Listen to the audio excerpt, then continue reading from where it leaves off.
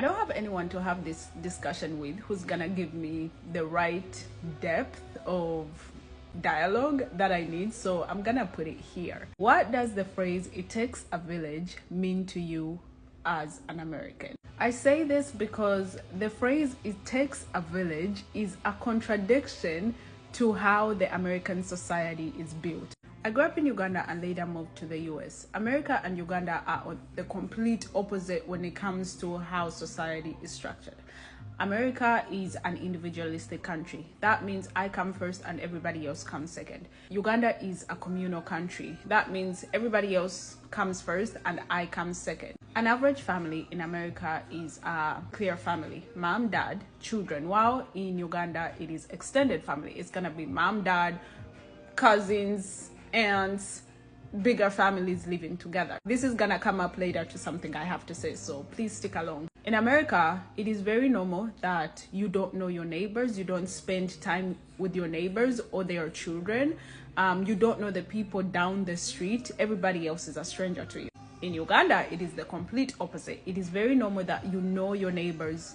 It is very normal to go to your neighbor's house, ask for water, ask for salt, ask to use their bathroom, or even a stranger, and nobody's gonna look at you sideways because that is the culture, that is the village. When I came to America, that I really struggled with is building community, building friendships. America is not the same. There are people that I spent like hours with, and after that, the next week, it was like as if we never met. So building connections on a deeper level was a big challenge. Sun is going down. I changed the location. But the reason why I say the phrase "it takes a village" is a contradiction to American society is because the concept of "it takes a village" is foreign to how the American society is built, individualism. I've observed that they face challenges that if they had a village or community embedded in how their society operates, these challenges would not have been there. A beautiful tradition in America is when a mother gives birth or has their baby, the community comes together, sign up ahead of time, because in America everything is for scheduling.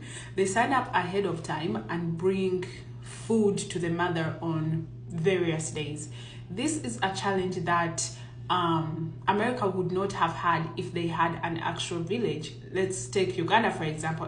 Uganda already has communities living together tightly. You know your neighbors, you know, you live in extended families. So this is not an issue because you already have neighbors providing for each other, or you already have your family members who takes care of other duties so you can tend to your body to heal and your newborn. The other example is nursing homes. So in America, it is very common that when your parents grow old, you can take them to a facility and pay somebody else to take care of your parents while you tend to your life, travel, raise your kids, go to work. You also have responsibilities in your life. Uganda, I have never seen a single nursing home. The concept of nursing homes is very foreign to Ugandans.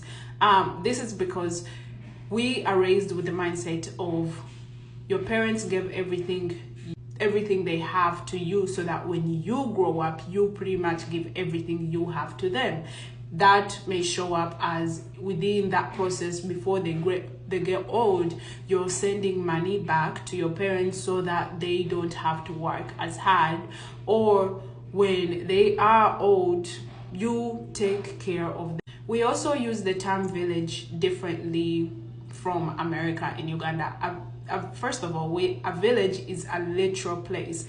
Your village is the place where you were born or your parents were born. Usually like mostly farms, old people and young children. These are usually the demographics. So your grandparents and grandchildren living together in a household. Villages, villages work together. Neighbors they live in a very tight-knit community, almost raise each other. They are each other's keepers. They babysit each other, which is another difference from America. In America, you pay for a babysitter. This is a problem that is not really existent in Uganda, because extended family again is in the same household. If I have to work, my mother will take care of the child, or my grandmother, who does not work anymore, will take care of the child. Is where people cannot afford to pay for house help or for daycare. The village children are each other's babysitters.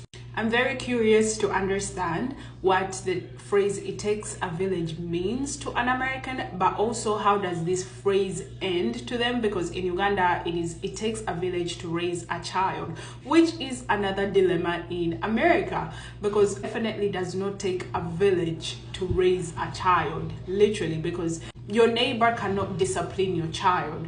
Your neighbor does not have any rights to pretty much raise your child. While in Uganda, this is very, very normal. Your neighbor, a stranger, you are a community child. If you go to a different village and you misbehave or you're out of line, everybody is going to see it fine to discipline you. And if the issue is big enough, it's okay to be whooped. They're going to whoop you in a stranger's village.